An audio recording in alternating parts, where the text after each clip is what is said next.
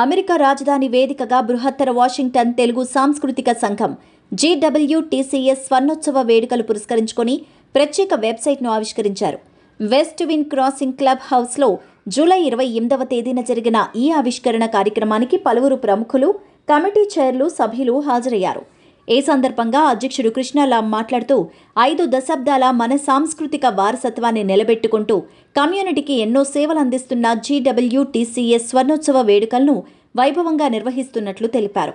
తన హయాంలో ఈ స్వర్ణోత్సవ వేడుకలు జరగడం చాలా సంతోషంగా ఉందన్నారు. ఈ స్వర్ణోత్సవ వేడుకలను ఘనంగా నిర్వహించేందుకు కమిటీలు కూడా నియమించినట్లు తెలిపారు. కమిటీలు, పెద్దలు, ఇతరుల సహకారంతో నిర్వహించే ఈ వేడుకలకు ఎంతో మంది ప్రముఖులు కూడా ఇండియా నుంచి వస్తున్నారని, తెలుగు రాష్ట్రాల నుంచి మంత్రులు, ఎమ్మెల్యేలు, ఎంపీలను కూడా ఆహ్వానించినట్లు చెప్పారు.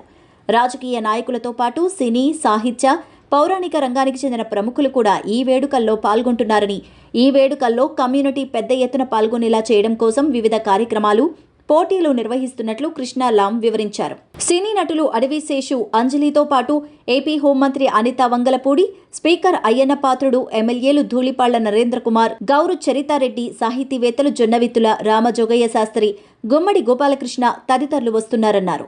ఈ వేడుకలు పురస్కరించుకొని పలు పోటీలు కూడా ఏర్పాటు చేశారు.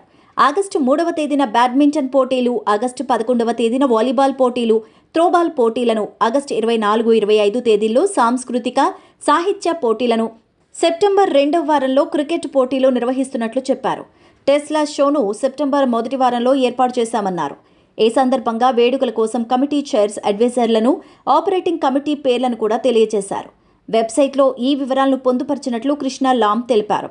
ఎగ్జిక్యూటివ్ కమిటీ సభ్యులు, అధ్యక్షులు Krishnalam, vice president Ravi Adusumilli, secretary Sushant Manne, vice president cultural Sushma Amrutaluri, treasurer Bhanu Maguluri, vice president youth Srinivas Ganga, joint secretary Vijay Atluri, secretary cultural Sri Vidya Soma ఈ కార్యక్రమంలో పాల్గొన్నారు.